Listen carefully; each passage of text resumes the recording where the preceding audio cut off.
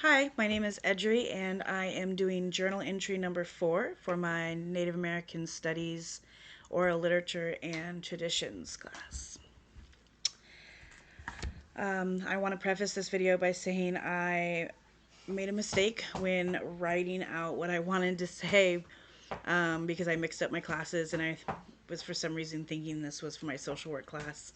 So for this first article, I do a lot of comparisons to my work in social work because I guess that's just how I digested the information and how I understood it. So I think it works. So for coyote is not a metaphor. This article talks about the problematic use of coyote as a metaphor for Native Americans. Baldy emphasizes the importance of recognizing Native American culture as diverse and unique, just like any other culture. She reminds us of how stereotypes and metaphors cannot define a whole community. A connection that I make to this point is that in social work, this means not making assumptions about our clients based on their ethnicity or background. We need to approach each individual with an open mind and understand their unique experiences. Um, the first point, I made some key points that I took away from the article. The first was cultural humility. Baldy highlights the concepts of cultural humility. This means recognizing that we can never fully know or understand someone else's culture. This is crucial in its connection to social work as we need to actively seek knowledge from the people that we work with. In the social work practice, cultural competence is essential as learning from our clients helps to provide better services. Bless you, baby. The second key point was on harmful stereotypes. Baldy discusses Baldy discusses how harmful stereotypes cause discrimination and inequality. And in social work, stereotypes can lead to biased decision making. Our jobs as social workers is to challenge these stereotypes and treat each client as an individual. The the next key point is storytelling. Baldy talks about storytelling as a way to reclaim narratives, as Native Americans have often been portrayed inaccurately by Western storytellers. This has a strong connection in social work because storytelling is a crucial outlet for clients to express their experiences and needs. Creating a safe place for clients to do this is essential. My last key point was that Baldy discusses in this article uh, historical trauma, which also relates to social work, as this is something that we often encounter with our clients. In summary, this article reminds us of the importance of cultural humility, sensitivity, and the need to challenge stereotypes. It urges us to acknowledge historical trauma and engage in self reflection and be allies for social justice. In social work, these principles are fundamental. Okay, so I'm going.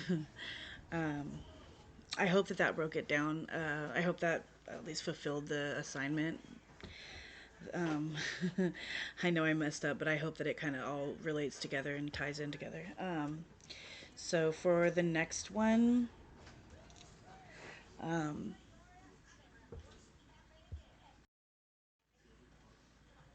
okay. So for this, the next article was the little boy who lived with, and I hope I'm saying this right, Moonsqua or Bear Woman. Sorry if I'm butchering that. I don't know how to pronounce it. Um, so I just wrote some key points for this as well. As going through the book, I'm going to kind of relate back to this so that I can. So the first keynote was this story accurate? So I appreciated that the author wanted to talk to elders and storytellers and make sure that um, the the story that she was presenting was an accurate portrayal of the original. Um, and the fact that she used artwork and indigenous artwork, I think really speaks to their desire to basically encompass all realms of the um,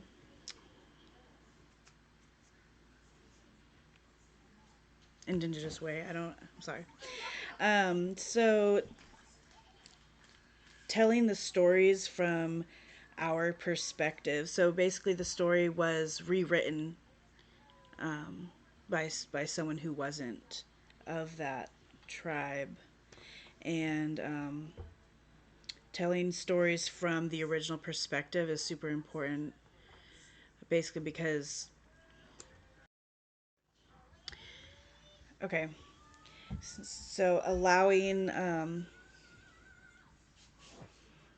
their voices to be heard um, and respected instead of retelling a story from an outsider's view or an outsider's perspective, just so that there are no misconceptions. Another key point that I wrote was taking it back to the elders and having it approved and translated. Not only does this show respect to the elders, but it shows the author's desire to really be authentic and to give back, representing her culture. Preserving the language, I thought that was pretty amazing, representing it 1000% and providing subtitles so that people can really see the authentic culture in the story. I think it's really important for people to not only hear, see, and learn. So yeah, that's for that article. Um, the video on how people got fired, I had my daughter watch it with me, and I thought that was really cool. The way that some things that I really took away from that video was that I like how all the children on the school bus came home from school, and the grandma invited all of the children inside the home and wanted to tell a story, and just like the sense of community and the way that all of the children sat there and they listened. And I really liked that everything in the house was like all the pictures and the cups and everything, how everything inside of them were moving and interactive. And I think that kind of showed how that they were everything was one, like how in the Native American culture like everything ties into one another. And I think that was a good representation of that. um, so if I were the video and song, if I were president, I loved this video, and it had an extremely powerful message touching on the challenges faced by marginalized communities. I feel this was a way to show the need and desire for underrepresented voices to be heard. The message I took away from this personally was that it was the encouragement for people to kind of imagine a world where they have the power to affect change and inspire listeners to become active participants in shaping their community.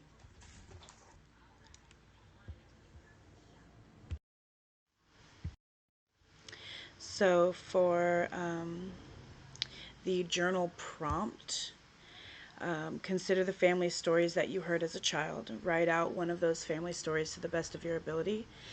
Who did you hear the story from? Why was the story told? And how did the story impact your life? I wish that I had a good response for this. I don't remember many stories being told about my family as a child.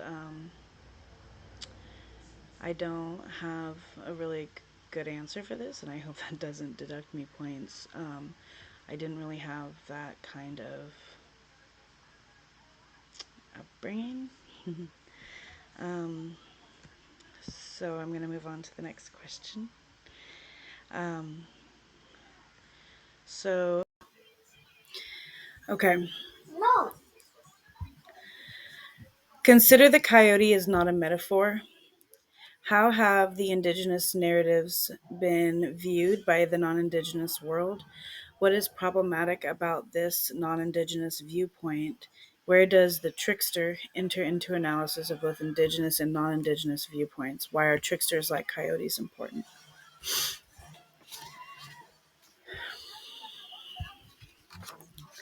So, the article Coyote is Not a Metaphor talks about how stories from indigenous cultures are often misunderstood by people who are not from those cultures. These stories are seen in a simple way, like using them as symbols instead of understanding their deep meaning. This is a problem because it erases the identity and history of indigenous peoples and keeps the stereotypes alive. It doesn't give credit to the complexity of their cultures. In these stories, there are tricky characters like coyotes. These characters are important because they challenge the normal way of thinking and make us question things. But sometimes people who are not from indigenous cultures don't understand their true meaning and just see them as jokes. Understanding the real importance of tricky characters in indigenous stories helps us appreciate the beauty and diversity of indigenous cultures and promotes respect for their traditions. Thank you.